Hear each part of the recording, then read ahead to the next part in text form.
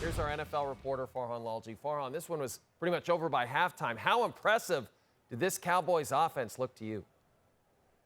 Yeah, this Cowboys offense is ridiculous right now. 5 straight games of 40 points coming into this. One of only 5 teams ever in the NFL to do that. And they just picked up right where they left off. And the impressive part about how they move the ball is they can beat you so many different ways. They can be explosive. They can be efficient. They were lights out on 3rd down in the first half of this game. You know, the CeeDee Lamb touchdown came on 3rd down, even though it was in the red zone. They were 6 of 8 on 3rd down. Most of them were 3rd and short, but they even managed to convert some 3rd and longs, which aren't in those totals because of penalties that they got by just really pushing things. So when you look at this offense right now, as well as they're playing, I want to know where the stars are. Because if you look at CeeDee Lamb, very good receivers. He's a top 10 receiver in the league. I'm not quite sure that he is. When you look at their running game led by Tony Pollard, are they top 10 backs? I'm not sure that they are.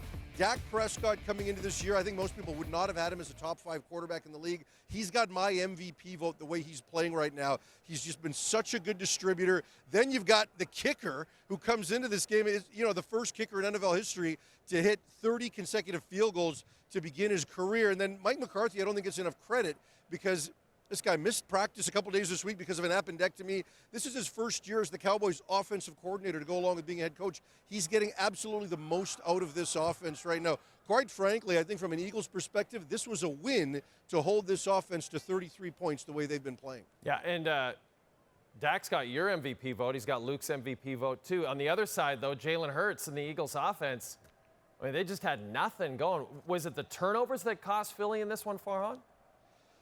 Yeah, I think that was part of it. But look, at some point when you can hold a team like Dallas to 33, you've got a match. And that means you've got to play a little closer to perfect than Philadelphia did. So it started on that first drive. Hurts had a couple of key quarterback runs, and then he winds up fumbling in the red zone. A little bit later on, you've got A.J. Brown, who winds up fumbling in Cowboy territory. Both Brown and Devontae Smith had some drops. Smith dropped one in the end zone, and then Smith, later in the game, also winds up fumbling in and around the 10-yard line.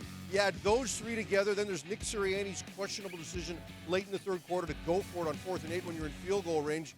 You know, you add all of that up, the drops, the turnovers, and the decisions, and Philadelphia didn't really give themselves a chance against a team that is very good right now. They could have done all of that and potentially lost. They didn't come close in this one, and like you said, it was pretty much over at halftime. All right, so the Cowboys have now won 6 straight against the Eagles at AT&T Stadium. They just cannot lose at home, and you cannot lose when you got this guy on the road. Farhan Lalji, thanks for this, my friend. Appreciate it.